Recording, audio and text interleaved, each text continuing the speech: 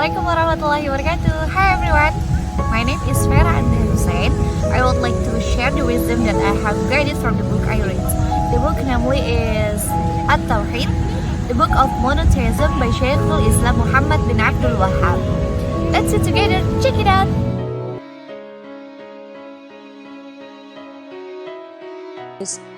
And most important issue, namely the explanation of monotheism and the testimony of faith and clarification in accordance with the clear text.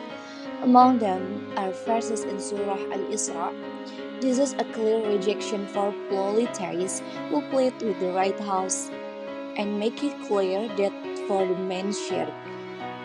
Also, the verse in Surah Al-Baqarah clearly shows that the people in the book do their imams and their Rabb is a matter other than Allah.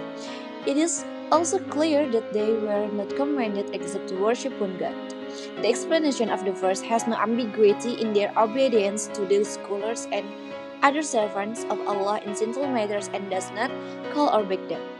The deeds of shirk are something that requires caution.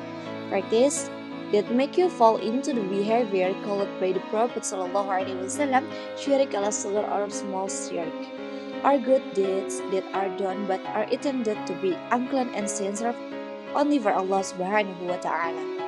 Trusting Allah can start from believing in the things He has created, such as mountains, seas, hills, and the sky without a ceiling.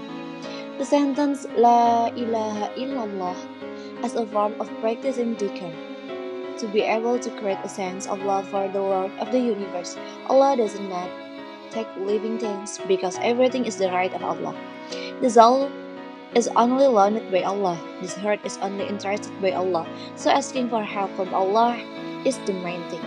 If you realize today, there are so many practices that are not in accordance with what Allah has commanded. The number of people who use their intellect is not in line with the loves of their gods, so that many of them associate partner with Allah or shirk. Nowadays, we have found many kinds of shirk that do not make sense.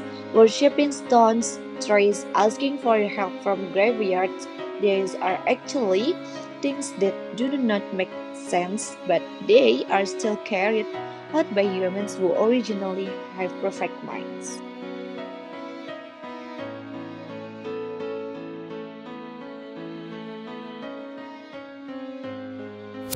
The action is called shirk because a person performs a practice that is not only intended by Allah, but also with the intention of being seen by other human beings.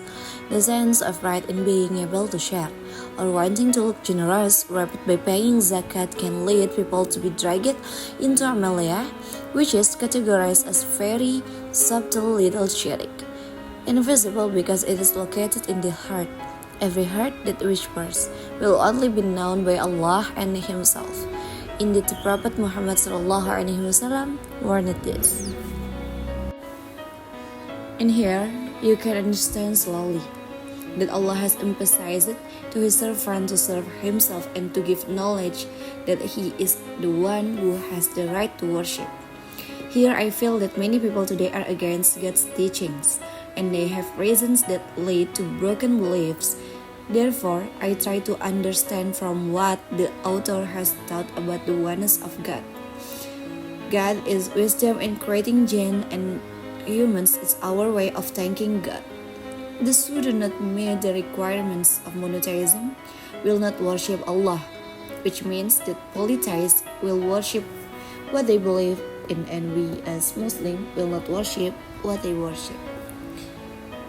In addition, God also sent apostles and prophets to provide lessons and guidance to the people, and they carry one common religion, which their pamphlet applies to all nations. Tawhid is the same as worship, because in this case there is always a dispute between the prophets and polytheists. Not only are we obligated to trust God, but we are also obligated to trust God's messengers with all the traits they bring to their people.